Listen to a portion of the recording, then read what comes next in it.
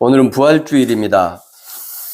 예수 그리스도의 부활을 기념하고 축하하는 주일이죠. 절기 중에서 가장 중요한 절기 세 가지가 성탄절, 부활절, 그리고 추수감사절, 이렇게 이제 3대 절기라고 할 수 있습니다.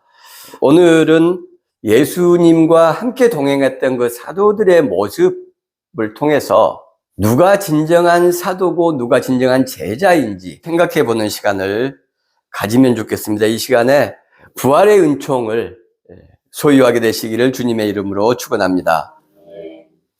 마태복음 20장 24절을 한번 보겠습니다. 열 제자가 듣고 그 두 형제에 대하여 분이 여기거늘, 이 야고보와 요한이 청탁을 했어요. 야고보와 요한이 청탁을 했을 것으로 봅니다. 마가복음에는 그렇게 기록이 되어 있습니다. 그런데 그 이야기를 듣고 사도들이 야고보와 요한 사도에 대해서 굉장히 분노했어요. 근데 그 분노하다라는 단어가 아가나크테오. 이 분노는 일반적인 분노가 아니고 이 바다가 광풍을 일으키고 큰 파도가 막 내려칠 때 그때 표현하는 그 분노를 아가나크테오라고 하는데, 그래서 이 분노라는 단어가 성경에는 2번밖에 사용이 안 됩니다. 신약 성경에서. 이런 분노는 감당하기 어려운 분노죠. 청탁에 대해서 그 이야기를 듣고 열제자가 이런 아가나크테오 했다. 이 말은 그들도 예수님에게 좋은 자리를 청탁하려는 마음이 있었다는 거죠. 근데 선수를 뺏긴 거예요. 그러니까 얼마나 화가 나겠습니까? 결국은 이 말은 사도들의 수준이 다 비슷비슷했다 이 말입니다. 더 실망스러운 것은 20장 17절에서 19절에 보면 예수님께서 제자들에게 따로 이야기를 하시거든요. 이방인들에게 넘겨주어 조롱당하고 채찍질당하고 십자가에 못 박혀 죽을 것이다, 이렇게 말씀을 하셨어요. 그러니까 지금 이 길은 죽음의 길이고 십자가의 길이고 순교의 길이라고 주님께서 말씀을 하셨음에도 불구하고 제자들은 안 듣는 거죠. 전혀. 혁명을 일으키고 주님의 왕국이 세워지면 좌우편에 우리 형제를 앉게 해주십시오. 가장 높은 자리를 주십시오. 이게 예루살렘 입성 초반에 일어난 일이거든요. 그리고 나서 어떻게 합니까? 예수님께서 베드로의 부인을 말씀하시고 또 가룟 유다에게도 기회를 주시고, 그렇지만 둘 다 아주 실망스러운 모습을 보여요. 겟세마네 동산에서 예수님이 기도하라, 내가 죽게 되었다, 내가 고민하여 죽게 되었다라고 이야기를 하면서 제자들한테 이 십자가의 죽음 앞에서 기도하기를 원하셨지만 제자들은 다 잤습니다. 주님과 함께 죽을지언정 주를 부인하지 않겠나이다 라고 말했던 베드로는 예수님을 3번씩 부인하고 겟세마네 동산 이후에 사라졌어요. 은신하고 숨은 것이죠. 깊이. 오늘 본문에 보면은 예수님의 제자들이 보이지 않고 막달라 마리아와 다른 마리아, 28장 1절에 이렇게 되어 있죠. 예수님의 무덤을 찾아갔다. 사도들과 제자들에게 예수님의 무덤에 찾아갈 것이라는 이야기를 했을까요? 했겠지요.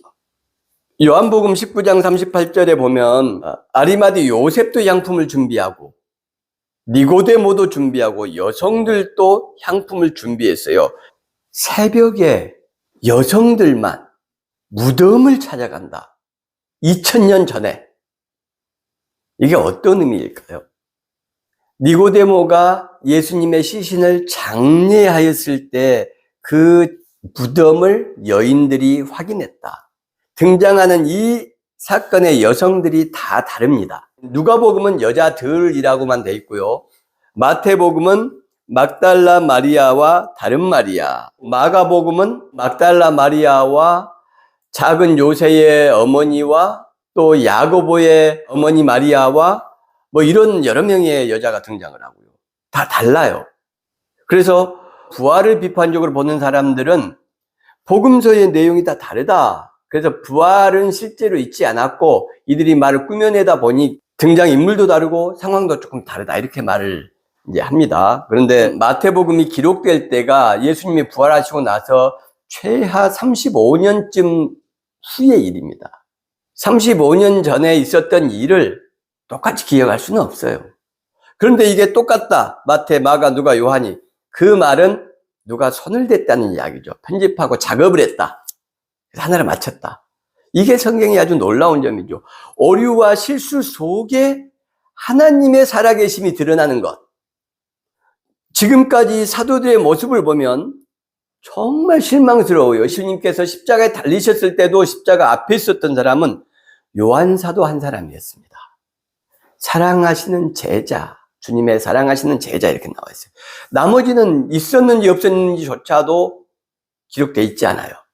사도들이 아마도 저 멀리서 언덕 뒤에서 본 사도들도 아마 있지 않았을까, 저는 개인적으로 그렇게 생각을 합니다. 그러나 기록되지 않았어요, 성경에는. 그러니 성경을 중심으로 우리가 말씀을 생각할 때 사도들은 없었다. 부활하신 뒤에도 사도들의 모습은 참 놀랍습니다. 예수를 배웠고 경배하나 아직도 의심하는 사람들이 있더라. 예, 아직도 의심하는 사람들이 있더라. 가룟 유다를 제외한 11제자 속에 예수님을 보고 경배하지만 그러나 마가복음 16장을 한번 보겠습니다. 16장 11절에서 14절까지 그들은 예수께서 살아나셨다는 것과 마리아에게 보이셨다는 것을 듣고도 믿지 아니하니라. 그의 두 사람이 가서 시골하에 예수께서 다른 모양으로 그들에게 나타나시니 두 사람이 가서 남은 제자들에게 알리었으되 역시 믿지 아니하니라. 그의 11제자가 시골 때에 예수께서 그들에게 나타나사 그들의 믿음 없는 것과 마음이 완악한 것을 꾸짖으시니 이는 자기가 살아난 것을 본 자들의 말을 믿지 아니함이로라. 아멘. 십자가 고난을 전후해서 이 사도들의 행태를 보면 정말 놀랍고 기이합니다. 3년 동안 예수님과 동행하면서 무리를 걸으시고 풍랑을 잔잔하게 하고 오병이어의 기적, 나사로가 살아나고 백부장의 하인이 살아나고 이런 야이로의 딸이 살아나고 이런 모든 모습을 다 보고 들었고 동참했던 사람들. 그러나 예수님을 모른다고 부인하고 높은 자리 달라고 청탁하고 그 이야기 듣고서 분이 나서 기리기리 날뛰고 사도들의 현실. 너무 신비롭죠, 사실. 여러분, 우리는 어떻습니까? 한 3년 주님하고 함께 동고동락하면서 풍찬노숙하면서 주님의 기적과 그 말씀과 그 천상의 지혜, 신적인 지혜가 담긴 그 놀라운 은혜의 교훈들을 들었을 때 한 3년 훈련을 받고도 우리도 이렇게 사도들처럼 도망가고 은신하고 예수님을 부인하고 이랬을까요? 나는 아마 그러지 않았을 것 같은데 라고 생각하는 분들도 상당히 많이 있을 겁니다. 처음에는 나는 사도들처럼 그러지 않을 것이라는 생각이 들었습니다. 그런데 성경을 더 읽고 또 연구하고 묵상해 보면서 나온 결론은 나는 더 했을 것이다. 우리가 기대했던 사도의 모습들은 사실 성경에서는 보기 힘듭니다. 복음서에서 보이는 또는 사도행전이나 바울서신에서 볼 수 있는 사도들의 모습은 굉장히 실망스러워요. 굉장히 안타깝습니다. 멋진 모습이라고 볼 수 있는 게 거의 없어요. 베드로가 무리를 걷는 듯 했지만 몇 걸음 못 가서 그냥 빠졌고요. 그때 예수님께서 뭐라고 말씀하시냐면 왜 의심하였느냐라고 얘기를 합니다. 그러니까 주님이 무리에서 걸어오시는 걸 보고 저도 걸을 수 있습니까? 그래, 걸어와라. 주님께서 손을 내미시고 바라보고 계시는데도 의심을 하는 겁니다. 주님께서 베드로를 크게 칭찬하신 일이 있죠. 바요나 시모나 너가 복이 있도다. 이를 알게 하신 이는 혈육이 아니고 하나님께서. 그때 예수 그리스도에 대한 베드로의 고백, 주는 그리스도시요 살아계신 하나님의 아들입니다 라고 고백할 때 주님께서 그렇게 칭찬하시지만 그 뒤에 예수님께서 십자가에 달리셔야 된다는 이야기를 하시니까 베드로가 그렇게 하지 마시라고 꾸중을 하고 혼냅니다. 그 내용이 나와요. 그러니까 예수님께서 사단아 물러가라. 그 단편적인 내용만 딱 보면 안 돼요. 앞뒤 맥락을 살펴야지. 베드로가 이런 지경이었으니 다른 사도들은 말할 게 없는 겁니다. 여성들이 무덤을 찾아가기 전에 그런 향품을 사두고 우리가 이렇게 할 겁니다. 그때 무덤에 혹시 같이 가실 수 있습니까? 전했을 거예요. 그리고 부활하신 예수님을 확인하고 28장 8절을 보면 그 여자들이 무서움과 큰 기쁨으로 빨리 무덤을 떠나 제자들에게 알리려고 다름질할세. 제자들에게 알리려고. 사도들이 어디에 숨어 있는지 여성들이 다 알고 있었어요. 그러니 새벽에 무덤에 간다는 이야기를 안 했을 리가 없습니다. 근데 왜 사도들은 함께 간 사람이 없을까요? 함께 간 사람이 없어요. 이게 성경이 기록하고 있는 사도들의 모습이다. 요한복음에는 어떻게 되어 있습니까? 부활하신 예수님을 만나고 목격하고 대화했던 베드로가 나는 물고기 잡으러 가노라. 그랬더니 제자들이 다 따라가요. 그리고 바요나 시몬아 너가 나를 이 사람들보다 더 나를 사랑하느냐 이렇게 질문하셔요. 참 눈물 나는 말씀이죠. 이 사람들보다. 다른 사도들 제자들 앞에서 베드로의 자존심과 실추된 권위를 예수님께서 3번에 걸쳐서 다시 살려주시는 거예요. 여하튼 그렇게 실망스러운 모습이 전체적으로 나타납니다. 그래서 복음서를 보면 이 복음서를 기록한 사람들은 왜 이렇게 사도들에 대해서 비판적으로 기록을 했을까? 마태의 기록이 아닌 것 같아. 요한의 기록이 아닌 것 같아. 사도들을 증오하는, 미워하는, 질투하는 사람들의 글이다라고 생각할 정도로 사도들의 모습이 형편이 없어요. 사도들의 믿음을 과장, 확대하기가 쉽습니다. 그러나 성경적인 내용을 가지고 사도들을 이야기하고 생각해야지 환상적인 믿음을 가지면 안 돼요. 예수님과 동행하고 하나님의 아들과 함께하며 3년을 훈련받은 이들조차도 믿음의 실체는 형편없었다라고 밖에 말할 수가 없는 것이 실제의 모습이었습니다. 그러나 진짜 사도들이 있었어요. 진짜 사도들. 그 사람들이 요한복음에 나옵니다. 요한복음 한번 볼까요? 19장 38절, 39절. 아리마대 사람 요셉은 예수의 제자이나 유대인이 두려워 그것을 숨기더니 일 후에 빌라도에게 예수의 시체를 가져가기를 구하매 빌라도가 허락하는지라 이에 가서 예수의 시체를 가져가니라. 일찍이 예수께 밤에 찾아왔던 니고데모도 몰약과 치명 섞은 것을 100리트라쯤 가지고 온지라. 이에 예수의 시체를 가져다가 유대인의 장례법대로 그 향품과 함께 세마포로 쌌더라. 아멘. 아리마대 사람 요셉 그리고 니고데모가 등장하죠. 이 요셉은 사내들인 공회원, 니고데모도 공회원이었어요. 그러니까 한 70명 정도 되는 사내들인 공회원 중에 니고데모와 아리마대 요셉을 비롯해서 몇몇 숨은 주님의 진정한 제자들이 있었다라고 볼 수 있습니다. 예수님을 누가 죽였습니까? 궁극적으로 어떤 힘들이 죽였나요? 사내들인이 참여를 했죠. 재판을 하고 사내들인 의장이, 대제사장이 재판을 하고 빌라도에게 보냈습니다.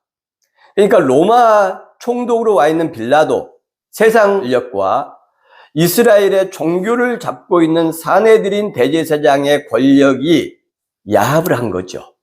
이스라엘 지도자는 왜 죽였습니까? 그들의 종교적 권위를 지키고 종교적 권력을 유지할 수 있고 그것을 도전하는 성전이라는 것이 의미하는 것은 돈과 권력을 의미합니다. 성전이 의미하는 것은 제사를 지냈고 지금처럼 예배를 드리는 게 아니고 제사를 지냈고 동물을 잡고 이런 걸 했어요. 그리고 환전을 했습니다. 외국에서 온 사람들 돈 받지 않았어요. 현금으로. 동물을 외국 돈으로 살 수도 없었습니다. 환전하면서 엄청난 환차익이 생기죠. 이래서 당시 예루살렘 성전의 제사는 엄청난 이권이 개입되어 있는 거예요. 그리고 그 돈은 종교적 권력을 유지하고 대제사장들 샀습니다. 이게 이제 뭐 자세히 말씀을 드리기가 또 어려우니까 매간매직을 했어요. 대제사장을. 로마 황제한테도 돈을 쓰고, 뭐 아리스토블루스나 이런 사람들 여러 사람들이 있습니다.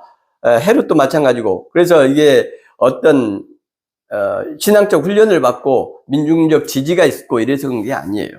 그래서 이 대제사장들과 사내들인의 가장 힘 있는 사람들과 빌라도는 정치적 권력을 유지하고 정치적인 이익을 위해서 야합하게 됐죠. 유대인 지도자들에게 동조하면서 정치적 이익을 획득한 겁니다. 그래서 식민지를 잘 다스리고 있다는 여론도 얻게 되고, 두 세력이 손을 잡고 예수님을 십자가에 처형한 겁니다. 그런데 사내들인 공의회원인 아리마대 요셉이 빌라도에게 가서 예수의 시신을 주십시오 라고 하는 거예요. 이게 무슨 의미일까요? 당신들이 저지른 그 짓은 잘못된 거야. 나는 예수를 정당하고 품위 있게 장례 지내야 되겠어. 당신들은 분명히 잘못한 거야. 이 말을 하는 거죠. 시신 내놓으십시오. 제가 장례 치를 겁니다. 그 말은 예수를 죽인 사람 당신들과 나는 다른 사람이야. 나는 당신들의 행위에 대해서 동의할 수 없어. 나는 당신들과 같은 편이 아니야. 이 말을 하는 것이죠. 누구에게요? 로마의 총독과 로마의 정치 권력과 유대인의 정치 권력, 종교 권력인 사내들인 앞에 이것을 커밍아웃 하는 겁니다. 베드로가 예수님을 3번이나 부인했던 것과는 너무나 차이가 나는데요. 사도들이 은신에 있을 때 주님의 무덤을 찾아가야 되겠다고 향품을 준비하고 그 계획을 이야기했던 그 여성들이 사도들과 너무나 달랐던 것처럼 아리마대 요셉의 이 행위는 베드로와 유다의 행위와는 너무나 상반되는 놀라운 정말 결단이죠. 이분이 유대 사회에서 이제 사내들인에서 어떻게 살아갈 것입니까? 좌파, 용공, 빨갱이로 엄청난 손가락질을 당하면서 예수를 너가 장례를 치렀다면서 이게 현실이거든요. 예수님은 갈릴리 출신이죠. 이방의 갈릴리요 이렇게 이야기합니다. 이방 지역으로 취급을 했어요. 그 당시 유대 지역에서 가장 손가락질 받는 그 사람들이 갈릴리 사람들. 그래서 갈릴리 사람들이 굉장히 혁명적이고 그런 부분이 있었습니다. 그래서 성경에도 갈릴리의 유다가 혁명을 일으켰는데 실패하고 이런 내용들이 나오죠. 예수님이 그 갈릴리 출신이었고 딱 빨갱이 출신인 거예요. 그러니 그 사람을 장례하겠다고 달라고 해서 자기 무덤, 아리마대 요셉 가족묘를 준비해 놨을 거라고 생각을 한 겁니다. 굴에 무덤이 있다는 것은 부자들과 귀족들만 가능해요. 나사로도 굴 속에다가 시체를 안장했었죠. 그래서 나사로 3남매가 부자였다는 걸 알 수가 있습니다. 아리마대 요셉이 예수님의 시신을 모셔다가 장례를 극진하게 치렀습니다. 거기에 니고데모도 함께했다. 치명 섞은 것을 100리터라쯤 가지고 예수님의 장례를 치른 거예요. 사도들은 없었습니다. 여성들이 마가복음에 보면 그 장소를 확인하였다. 그리고 이른 새벽에 간 것입니다. 어려운 일을 당하면 피아가 잘 구분되죠. 진정한 친구가 누구인지, 나를 진짜 사랑했던 사람이 누구인지를 잘 알 수 있다라고 합니다. 그렇게 친하고 가까웠다고 생각했던 사람이 내 어려움 앞에 싸늘한 모습을 보이는 반면에 내가 그렇게 마음을 기울이지도 못하고 크게 사랑을 주지도 못한 사람이 나의 어려움 앞에 물불을 가리지 않고 최선을 다해서 마음을 쓰고 돈과 시간을 쓰는 것을 보면서 친구의 의미를 확인하게 된다고 하잖아요. 예수님의 12제자는 한 명은 예수님을 팔아넘겼고 한 명 수제자라고 하는 사람은 부인하고 3번씩이나 모른다고 하고 나머지 사도들은 내 높은 자리 내놔라. 어떻게 너 따위가 우리를 제치고 높은 자리를 앉을 수가 있어? 막 분이 나서 이랬는데 사도 축에도 들지 못하고 제자라고도 일컫지 않았던 사람들, 막달라 마리아를 포함한 익명의 여성들, 그리고 아리마대 요셉과 니고데모 등의 사람들은 진정한 사도로서 사라져버린 사도들의 자리를 지키고 있었다는 것이죠. 사도들이 끝까지 예수님의 부활할 때까지 변하지 않습니다. 그래서 이런 모습을 보고도 예수의 부활은 거짓말이다라고 말하는 사람들이 있지요. 사도행전 4장입니다. 4장 18절 19절 시작. 그들을 불러 경고하여 도무지 예수의 이름으로 말하지도 말고 가르치지도 말라 하니 베드로와 요한이 대답하여 이르되 하나님 앞에서 너희의 말을 듣는 것이 하나님의 말씀을 듣는 것보다 옳은가 판단하라. 우리는 보고 들은 것을 말하지 아니할 수 없다 하니. 놀라운 변화, 신비로운 변화가 일어난 겁니다. 사내들의 권력이 무서워서 여자 하인이 너도 갈릴리 사람이다. 너도 예수와 함께 있었다. 너 목소리가 갈릴리 사람인 것을 증거하는데, 그러니까 나는 모른다고 3번씩이나 그 여자 하인 앞에서, 다른 사람들 앞에서 부인했던 그 베드로가, 이 비겁한 제자들이 사내들인 앞에 끌려 나온 거예요. 그리고 그 이스라엘의 권력자와 지도자들 앞에서 너 앞으로 예수 이름으로 말하지 말고 예수에 대해서 전하지 마라 라고 했더니, 숨어서 벌벌 떨던 베드로와 요한이 하나님 앞에서 너희 말 듣는 것이 옳은지 하나님 말씀 들은 것이 옳은지 너희가 판단하라. 우리는 듣고 본 것을 말하지 않을 수 없다. 놀랍지 않습니까? 이 멋진 말을 하는 우리 베드로 사도하고 요한 사도를 위해서 박수 한번. 이 앞에서 성전 미문에서도 베드로가 기가 막힌 말을 하죠. 은과 금은 내게 없거니와 내게 있는 것으로 내게 주노니 나사렛 예수의 이름으로 일어나 걸으라. 그랬더니 기적이 일어난단 말이죠. 복음서를 보면 여성들의 이름도 다르고 부활에 대한 내용도 다르고 다 내용이 달라요. 그래서 사람들은 복음서는 믿을 수가 없고 예수의 부활은 거짓이다라고 말합니다. 그러나 복음서가 기록하고 있는 각자의 사건들에 대한 작은 모순들, 작은 차이들, 이것을 상세하고도 수백 개의 모순을 상세하고도 남을 수밖에 없는 기가 막힌 놀라운 모순이 있는데 바로 이 모순이에요.